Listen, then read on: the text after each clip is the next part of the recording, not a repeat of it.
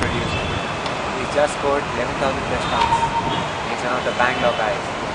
Yes, you guessed it right. We have with us conversation with Rahul Dravid. Ever reliable, ever elegant. So how did you celebrate? Was it been, not much. I mean, we had a couple of awards functions at the BCCI which we had to attend. So, I think a little bit of that. Yeah, I mean, the guys enjoyed their celebration after the series. It's always good fun and a lot to celebrate about in a dressing room. And we do that at the end of every series when we win, or especially when we win. So I don't think it was any different just because we become number one.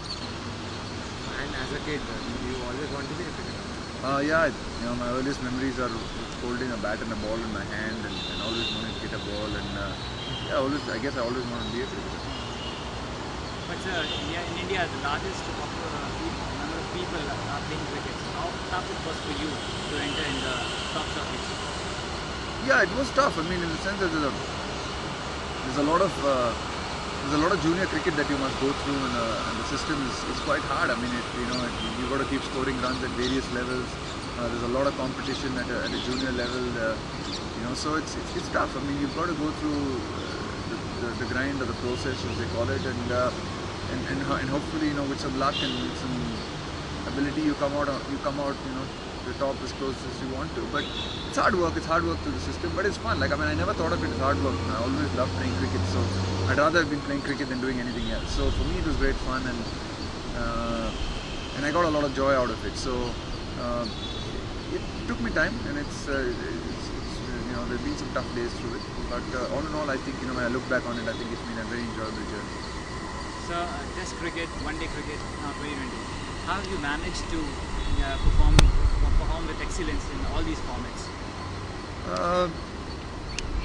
I think it's a bit about adaptability, and I think understanding your own game and seeing how you can make it sort of suitable for all the three formats of the game, and what are the requirements of your team. And I think I believe that you can succeed in all three forms of the game, and you can do well. It's just a question of, I think, understanding what your game is about, and being able to make improvements where you feel are necessary. And I think that's been important. I think the need and the desire, I guess, and I still have that some ways, to try and keep improving and keep getting better. And I think if you have that mindset, then I think it takes you a long way. Were there any times you wanted to leave cricket when there were hardships, or how did you overcome some of the most difficult moments that you encountered? There have been tough phases, through my career, and some difficult times. Honestly, I never felt like I was going to leave the game because I love the game too much. But there have been some tough moments, some times when I've been dropped or been low and stuff like that. But I've always had the support of my family and people like that. And I guess the overriding things have been the fact that I've always treated this as a game. I mean, this is a game. Cricket, it's like life. There are going to be some times when you're going to be up, and there are going to be some times when you're down. And you just got to be able to ride through that and do the best that you can. I mean, all that anyone can ask of you is to do the best that you can, and that's what I've tried to do in my cricket. Just try to do the best. And I've been lucky that it's worked out more often than not. But even in the tough times, as long as I knew I was giving my best, I could take it. Also, I'd like to go back to Saurav Ganguly started captain. He came out of a match fixing fiasco. So did it affect your career, or because you were only 3 or 4 years into your career? I mean, I don't know. Yeah. I mean, I just got on with it. There was a lot of stuff happening around the cricket, which is not connected with the cricket. There were other people to deal with it, and I just decided at that point of time that I would focus on the cricket and try and get better as a player. I think it wasn't my responsibility to get involved in it, to try and understand it and try and figure out what is happening. There are people in the board who do that. Like you said, I was still quite a young player then, so for me, I guess at that point the goal was really to be a successful international cricketer, and I just put my head down and try to work on that, and not really worry about the stuff that is happening around me. This is what I want to ask. Sachin Tendulkar once said that he would like to possess Rahul Dravid's ability to concentrate. So how do you manage to concentrate and focus for so long? I don't know. I mean, a lot of people ask me that question. I don't have any special mantra or any special plan for it. I mean, I guess part of it is natural. I've always had this ability to maybe focus and concentrate right from a young age, and also I think I've worked on it a little bit in the nets. I practice very hard in the nets, and when I'm in the bits I try and concentrate. And like we practice for our cricket, I guess, part of concentration and focus is also practice. And the best way to do it I found is in the nets. You've also acted in a lot of commercials. So, do you like acting? Do you find acting a viable option after you in cricket? No, I don't particularly enjoy it, and I don't think I'm going to be anywhere close to doing any sort of acting after I finish my cricket. But the advertising was, I guess, nice because it's something different. It gets you in touch with different kinds of people. Let's be honest, it's financially very rewarding as well. So, I think it's a time in your life when you do it, and you enjoy it, and you know that there's a time and place for it, and there's something else later on.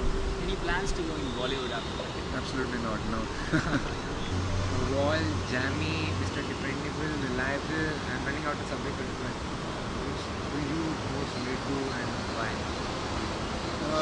I don't relate to any of them, and I don't try to relate to any of them. Like you said, there's so many of them, and what can I relate to, and what can I, I'm just Rahul, and I like to be Rahul, and I don't really go around thinking I'm this wall or reliable or this, I don't really walk around thinking like that, or trying to live up to that image of being that. I just try and do what I do. I haven't really tried to consciously do something that that makes me live up to that, or I've never consciously wanted to try and become a wall or try and do this and that. It doesn't mean I've never been a conscious effort to do that. I've just gone about doing things the way I know how to do it, the way I see best, and I guess in the end of the day, the media always puts these things on because I guess for them it's more column spaces and more space to fill airtime, I guess. Please ask us that you would say inspires you as playing for India or playing cricket itself. Yeah, just playing cricket itself inspires me. Just the joy and the happiness that I get out of it, being part of a team, whether it's Karnataka or India. What's the message you would like to give for the upcoming cricketers like me who lost the season? Well, I think all I'd like to say is that you've got to figure out what you enjoy. It's not about cricket; it's about anything in life. I guess you've got to figure out what it is that you really enjoy, you have a passion for, and go full steam ahead at it. Got to make some sacrifices along the way, whatever you do and whatever you choose to do. But whatever it is that you're doing, and I think people sometimes get caught up in thinking that what they're doing is not good enough, and they want to always be something else or be someone else. But I think whatever it is you're doing, has value and has meaning, and especially if you give it your best, and I think you'll get a lot of joy out of the fact that you're trying to do the best in whatever it is that you're doing. And obviously you've got to take career decisions and financial decisions, but I think the overriding thing is that you must have a passion, you must enjoy what you do, and bring all your enthusiasm and energy to whatever it is that you choose to do. So, what do you want after you enter do you have any plans right now? Business plans? Or I haven't really thought about what I want to do as much such after I finish. It's been a long career, it's been a long time, so I'll probably take some time off after I finish and figure out plans and see what me through. Maybe being a commentator? I don't know, yeah. I have no idea. I guess there may be some options that might open up, but I just guess I'll cross the bridge when I get to it. So will you give a thought to come in politics? No, again, that's something I don't think I'll do very well. Last question. Any memorable moment on the cricket field or off the cricket field relating to cricket itself? Any funny moment? There have been many. I can't think of a funny moment, but there have been so many memorable moments that I've really enjoyed. One that comes to your mind right now, spontaneously comes to your mind. I don't know, just winning, I think, against Australia and Calcutta after we were asked to follow on the buzz and the energy of the final day in Calcutta when we took those Australian wickets, the way the crowd got behind us, supported us, and that whole feeling, that the energy that we had that day, I think was truly special. Thank you so much. Thank you very much. Here we go, in conversation with Rahul Dravid.